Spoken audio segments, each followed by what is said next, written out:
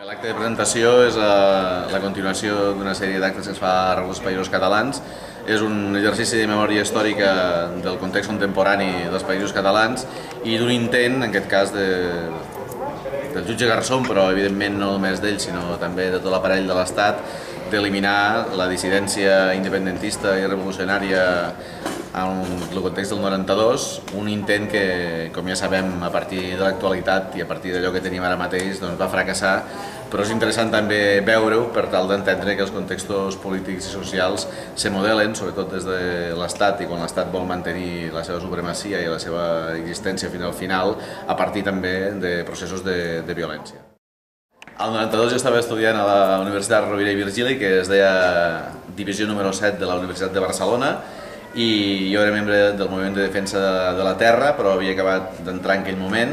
La situació de detencions va ser tal com explica el reportatge, com s'ha explicat avui, doncs, de creació d'una gran por. Jo me'n recordo un dels dies de dormir a casa amb l'arxiu del moviment de defensa de la terra davall del meu llit, no perquè fos il·legal, sinó perquè no cabia a cap altre lloc.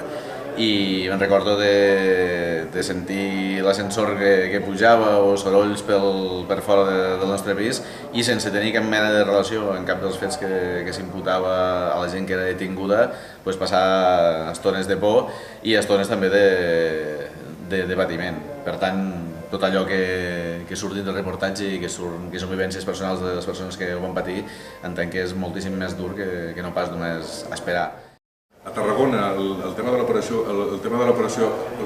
Garzón va confluir molta gent que no era independentista, que se va solidaritzar i es va ficar al costat de la gent que estava a la presó, i molts d'ells, la majoria, no eren ni independentistes. És una de les parts que no he pogut explicar en aquest acte, perquè d'alguna manera el collage que s'ha ficat ja venia a intentar explicar-ho. Vull dir, el suport a una gent que no sigui de l'independentisme combatiu, però sí que és solidària amb aquelles coses com són la tortura, la repressió, sigui de qui sigui. La propera fita que tenim l'independentisme de manera important són les properes eleccions. Les properes eleccions al Parlament del Principat seran molt importants perquè situarem una força clarament independentista que, a més, està absolutament arrelada en els moviments socials i en la lluita pels drets del nostre poble treballador. I una altra cita a mitjà termini és la lluita que portem al País Valencià, aquesta part indestriable dels països catalans, que anirem obrint-nos camí fins a convergir en el conjunt de la nació. Jo crec que podem estar orgullosos del nostre poble, que malgrat els cops del 92, els que van haver abans i els que han hagut després, són capaços d'aguantar i de continuar lluitant.